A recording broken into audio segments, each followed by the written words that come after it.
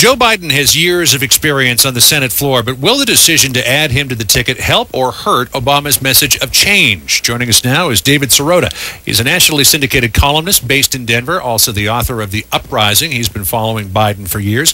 We should point out, first of all, David, getting into this, that you are a registered Democrat. But you've got some thoughts on Biden here, and you categorize them into three different areas: the good, the bad, and the ugly. Let's start with the good. The good. The guy has got a very solid progressive record on economic issues. I think he can reach out to working class voters with that record.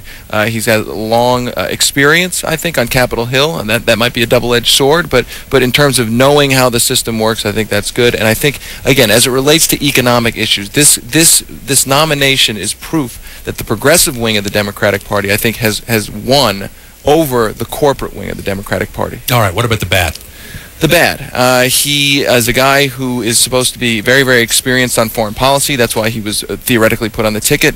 But Barack Obama spent the campaign saying that it's less about experience and more about judgment on an issue like the Iraq War, and Joe Biden voted for the Iraq War. Even though he has been very, very critical, though, of this administration's handling of it. Does that mitigate his original support? I think it does a little bit. But I think the question will be asked, what does this mean for the anti-war movement in general, that Obama felt comfortable putting somebody on the ticket who did vote for the war? I think that's a bigger question about Obama. Mm-hmm. And what about the ugly?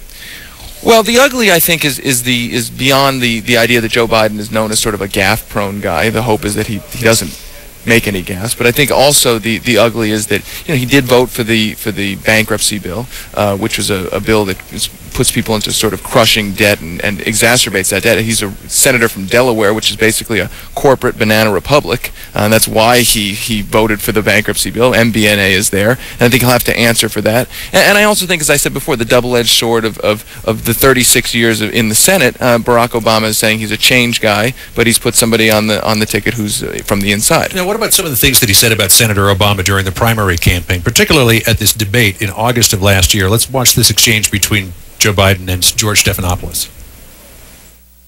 You were asked, is he ready? You said, I think he can be ready, but right now I don't believe he is. The presidency is not something that lends itself to on-the-job training. I think that I stand by the statement.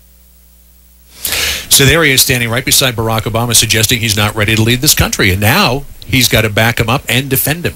Well, what I think he'll say is Barack Obama has become ready, has grown into the role through the campaign, and lots of candidates grow into the role through the campaign. That's what the campaign is about. I also think that Joe Biden will be uniquely qualified to talk about John McCain and say, I have worked with John McCain, and I have seen how John McCain has changed from the McCain, the maverick of 2000, into the Bush clone of 2008. Yeah, well, he's said that already. Yeah, and he's uniquely qualified to say it. Very ready to throw McCain, his old buddy, under the bus. David, it's great to see you. Thanks for dropping by this morning. Thanks so much. Appreciate it.